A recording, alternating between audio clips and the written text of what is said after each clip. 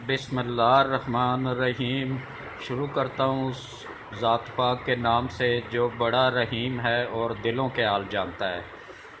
सबसे पहले देखती आँखों सुनते कानों मेरे तरफ से सबको अस्सलामु अलैकुम व रहमतुल्लाहि व बरकातहू।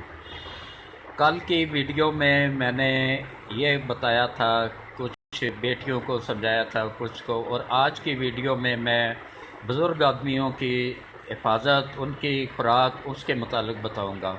उनको हर एक चीज़ खिलाएं, उनको जो भी नरम ग़िज़ा है ना वो खिलाएं।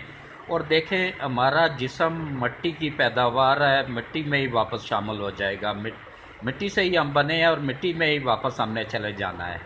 और इसमें सबसे पहले ये होता है कि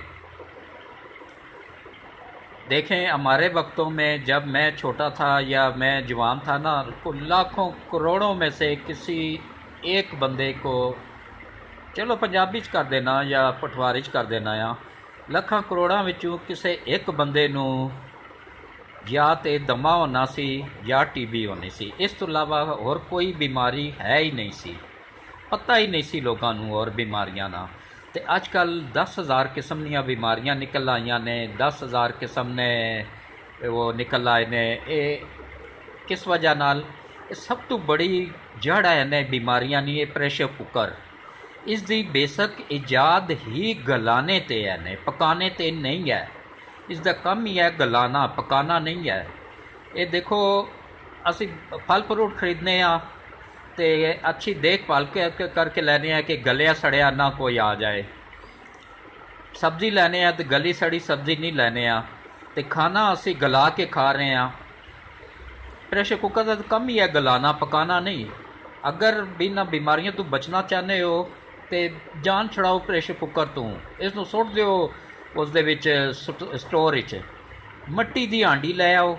ਅਸਾਂ ਦੇ ਵਕਤਾਂ 'ਚ ਕਿਉਂ ਲੋਕ ਬਿਮਾਰੀਆਂ ਤੋਂ ਬਚੇ ਹੁੰਦੇ ਸਨ ਕਿ ਮਿੱਟੀ ਦੀ ਹਾਂਡੀ ਹੋਣੀ ਸੀ, ਮਿੱਟੀ ਨਾਲ ਹੀ ਆਟਾ ਗੁੰਨਣੇ ਵਾਲੀ ਪਰਾਤ ਹੋਣੀ ਸੀ, ਮਿੱਟੀ ਨਾਲ ਹੀ ਗਲਾਸ ਹੋਣੇ ਸਨ, ਮਿੱਟੀ ਨਾਲ ਹੀ ਪਿਆਲੇ ਹੋਣੇ ਸਨ ਜਿਸ ਵਿੱਚ ਰੋਟੀ ਖਾਧੀ ਜਾਣੀ ਸੀ।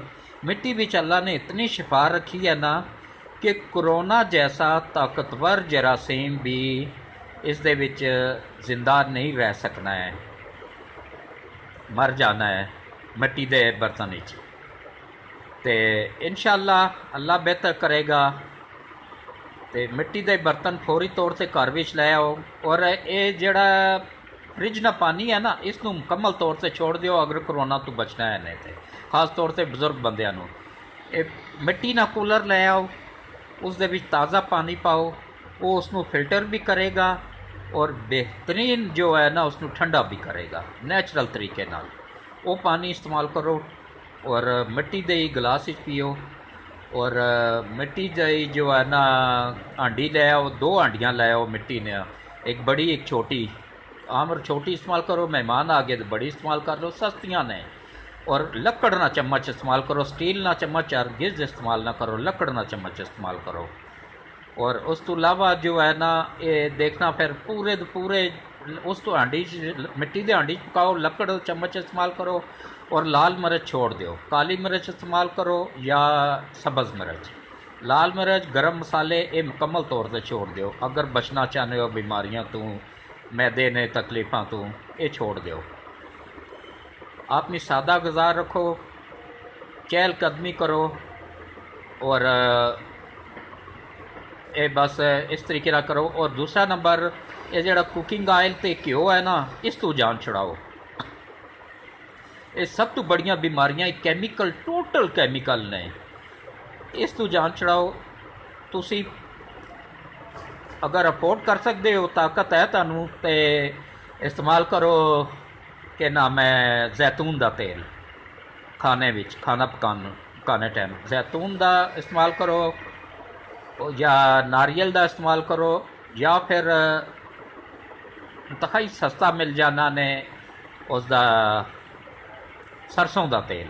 ਸਰਸੋਂ ਦਾ ਤੇਲ ਵੀ ਬਿਹਤਰੀਨ ਚੀਜ਼ ਹੈ। ਉਸ ਦੇ ਵਿੱਚ ਕੁਦਰਤ ਨੇ ਇਹ ਸਿਸਟਮ ਰੱਖਿਆ ਹੈ ਕਿ ਪੂਰੇ ਜਿਸਮ ਨੇ ਖੁਸ਼ਕੀ ਦੂਰ ਕਰ ਦੇਣਾ, ਦਿਮਾਗ ਤੋਂ ਲੈ ਕੇ ਤੇ ਪੈਰਾਂ ਤੱਕ, ਸਿਰ ਤੋਂ ਪੈਰਾਂ ਤੱਕ ਹਰ ਇੱਕ ਪੁਰਜ਼ੇ ਨੂੰ ਇਸ ਤਰ੍ਹਾਂ ਰਵਾਂ ਕਰ ਦੇਣਾ ਨਾ, ਜਿਸ ਤਰ੍ਹਾਂ ਗੱਡੀ ਸਰਵਿਸ ਕਰਾਉਣ ਤੋਂ ਬਾਅਦ ਤਾਜ਼ਾ ਗਰੀਸ ਹੋਈ ਹੋਵੇ ਨਾ, تو ਰਵਾਂ ਹੋਈ ਹੋਣੀ ਹੈ। ਇਸ ਤਰ੍ਹਾਂ ਇਹ ਪੂਰੇ ਜਿਸਮ ਦੀ ਮਸ਼ੀਨਰੀ ਨੂੰ ਰਵਾਂ ਕਰ ਦੇਣਾ ਹੈ। ਸਰੋਂ ਦਾ ਤੇਲ, ਸਰੋਂ ਦਾ ਤੇਲ ਸਰਸੋਂ ਦਾ ਤੇਲ ਵੀ ਕਹਿੰਦੇ ਨੇ, ਔਰ ਇਸ ਨੂੰ ਇਸਤੇਮਾਲ ਕਰੋ ਆਪਣੇ ਖਾਣਿਆਂ ਵਿੱਚ। ਪਰਾਠਾ ਵੀ ਇਸੇ ਨਾਲ ਬਣਾ ਕੇ ਖਾਓ, ਖਾਣੇ ਵਿੱਚ ਵੀ ਇਸਤੇਮਾਲ ਕਰੋ, ਅੰਡਾ ਵੀ ਇਸੇ 'ਚ ਪਕਾਓ, ਔਰ ਕੋਸ਼ਿਸ਼ ਕਰੋ ਕਿ ਅੰਡੇ ਖਾਓ, ਸਾਦਾ ਗਜ਼ਾ ਖਾਓ। ਇਹ ਸ਼ੇਵਰ ਮੁਰਗੀ ਤੋਂ ਬਿਹਤਰ ਹੈ ਦਾਲਾਂ ਸਬਜ਼ੀਆਂ ਖਾ ਲਿਆ ਕਰੋ, ਜਾਂ ਥੋੜਾ ਪਾ ਇੱਕ ਗੋਸ਼ਤ ਬੱਕਰੇ ਨਾਲ ਲੈ ਲਿਆ ਕਰੋ, ਬੜੇ ਜਾਨਵਰ ਨਾਲ ਲੈ ਲਿਆ ਕਰੋ। ਲੇਕਿਨ ਉਸ ਵਿੱਚ ਵੀ ਹੁਣ ਰੌਲਾ ਹੀ ਨਾ ਕਿਧਰ ਬੰਦਾ ਕਰੇ। ਉਹ ਮੈਂ ਇੱਕ ਜਗ੍ਹਾ ਦੇਖਿਆ ਜੀ, ਉਹ ਹਵਾ ਉਸ ਵਿੱਚ ਉਹ ਪਾਣੀ ਭਰ ਦੇਣੇ ਨੇ, ਉਹ ਪਾਣੀ ਭਰ ਕੇ तो ਉਸ ਅੰਦਰੋਂ ਇਤਨਾ ਫੁਲਾ ਦੇਣੇ ਕਿ ਉਹ ਕੁਝ ਘੰਟਿਆਂ 'ਚ ਹੀ ਖਰਾਬ ਹੋਣਾ ਸ਼ੁਰੂ ਹੋ ਜਾਣਾ, ਗਲਣਾ ਸ਼ੁਰੂ ਹੋ ਜਾਣਾ ਹੈ। ਅੱਲਾ ਇਹਨਾਂ ਲੋਕਾਂ ਨੂੰ ਹਦਾਇਤ ਦੇ। ਤੇ ਅਸਾਂ ਨੇ ਵਕਤਾਂ 'ਚ ਇਹ ਕੁਛ ਨਹੀਂ ਸੀ, ਸਾਦੀ ਜੀ ਉਹ ਜ਼ਿੰਦਗੀ ਹੋਣੀ ਸੀ। ਡਾਲਡਾ ਲੈ ਕੇ ਅਸਾਂ ਨੇ ਅੱਬੂ ਆਨੇ ਸਨ, ਉਹ ਵੀ ਛੁਪਾ ਕੇ ਲਿਆਣੇ ਸਨ ਕਿ ਕੋਈ ਦੇਖ ਨਾ ਲਏ। ਅੱਜ ਕੱਲ੍ਹ ਡਾਲਡਾ ਲੋਕ ਫਖਰ ਨਾਲ ਦੱਸਣੇ ਕਿ ਅਸਾਂ ਡਾਲਡਾ ਖਾ ਰਹੇ ਹਾਂ। ਤੇ ਬਾਕੀ ਮੇਰੀ ਅੱਜ ਦੀ ਵੀਡੀਓ ਇੱਥੇ ਤੱਕ ਹੀ ਮਹਿਦੂਦ ਹੈ। ਇਹ ਕੱਲ ਮੈਂ ਇਸ ਤੋਂ ਫਿਰ ਬਿਹਤਰ ਕੁਛ ਮਸ਼ਵਰੇ ਦਿਆਂਗਾ ਨੇ।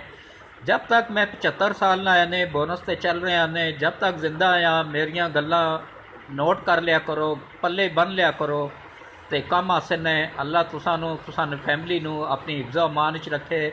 ਤੇ ਇਹ ਵੀਡੀਓ ਪੂਰੀ ਦੇਖਿਆ ਕਰੋ। ਇਹ ਲੱਖਾਂ ਕਰੋੜਾਂ ਦੀਆਂ ਗੱਲਾਂ ਨੇ, ਨਹੀਂ ਲੱਭਣ ਲੱਗੀਆਂ ਨੇ ਬਾਅਦ ਵਿੱਚ ਅਗਰ ਮੈਂ ਦੁਨੀਆ ਤੋਂ ਚਲਾ ਗਿਆ। ਤੇ ਮੈਂ ਮਰੀਦਾਂ ਨੇ ਗੋਲਡਾ ਸ਼ਰੀਫ ਨਸੀਰੁद्दीन ਸ਼ਾਹ ਸਾਹਿਬ ਨੇ ਵਾਲਦ ਨਾ, ਉਹਨਾਂ ਨੇ ਅੱਬੂ ਨਾ ਮਰੀਦਾਂ ਨੇ ਮੈਂ। ਤੇ ਉਸ ਤੋਂ ਬਾਅਦ ਮੈਂ ਕੱਲ੍ਹ ਵਾਲੀ ਵੀਡੀਓ ਵਿੱਚ ਮਜ਼ੀਦ ਕੁਛ ਮਸ਼ਵਰੇ ਦਿਆਂਗਾ। ਤੇ ਫਿਰ ਮੈਂ ਇੱਕ ਦਫਾ ਆਖਰ ਵਿੱਚ ਇਹ ਕਹਾਂਗਾ ਨੇ, ਬਜ਼ੁਰਗਾਂ ਦਾ ਖਿਆਲ ਰੱਖੋ। ਬਜ਼ੁਰਗਾਂ ਬਹੁਤ ਬੜੀ ਨਿਆਮਤ ਅੱਲਾ ਨੇ ਤਰਫੋਂ ਤੁਹਾਨੂੰ ਮਿਲਣੀ ਹੈ। ਅਗਰ ਤੁਹਾਡੇ ਘਰ ਵਿੱਚ ਬਜ਼ੁਰਗ ਨੇ, ਉਹ ਬਾਸੇ ਬਰਕਤ ਹੈ ਨੇ ਘਰ ਵਿੱਚ। ਉਹਨਾਂ ਦੀ ਖਿਦਮਤ ਕਰੋ, ਉਹਨਾਂ ਕੋਲੋਂ ਦੁਆ ਲਿਓ। ਉਹਨਾਂ ਦੀਆਂ ਦੁਆਵਾਂ ਹੀ ਤੁਹਾਨੂੰ ਦੁਨੀਆ ਔਰ ਆਖਰਤ ਦੋਨੋਂ ਬਿਹਤਰ ਕਰ ਦੇ ਸਕਦੇ। ਔਰ ਮੇਰੀ ਵੀ ਦਿਲੋਂ ਦੁਆ ਹੈ ਕਿ ਅੱਲਾ ਸਾਰੇ ਨੇ ਦੁਨੀਆ ਔਰ ਆਖਰਤ ਬਿਹਤਰ ਕਰ ਦੇ। ਸਾਰਿਆਂ ਨੂੰ ਨਮਾਜ਼ ਪੜ੍ਹਨੇ, ਕੁਰਾਨ ਪੜ੍ਹਨੇ, ਰੋਜ਼ੇ ਰੱਖਣੇ ਤੌਫੀਕ ਦੇ, ਬਜ਼ੁਰਗਾਂ ਦਾ ਅਦਬ ਕਰਨੇ ਨੂੰ ਤੌਫੀਕ ਦੇ, ਬੱਚਿਆਂ ਨੂੰ ਆਪਣੇ ਮਾਂ ਬਾਪ ਨਾਲ ਇਹਤਰਾਮ ਕਰਨੇ ਨੂੰ ਤੌਫੀਕ ਦੇ। ਤੇ ਮੇਰੀ ਇਸ ਵੀਡੀਓ ਸਬਸਕ੍ਰਾइब करो, लाइक करो, और मेरे चैनल ना सब्सक्राइब करो, वीडियो ਨੂੰ लाइक करो और शेयर करो। बहुत बहुत शुक्रिया। अल्लाह हाफिज़। कल एक मुलाकात होएगी नवी वीडियो ਵਿੱਚ। अल्लाह हाफिज़।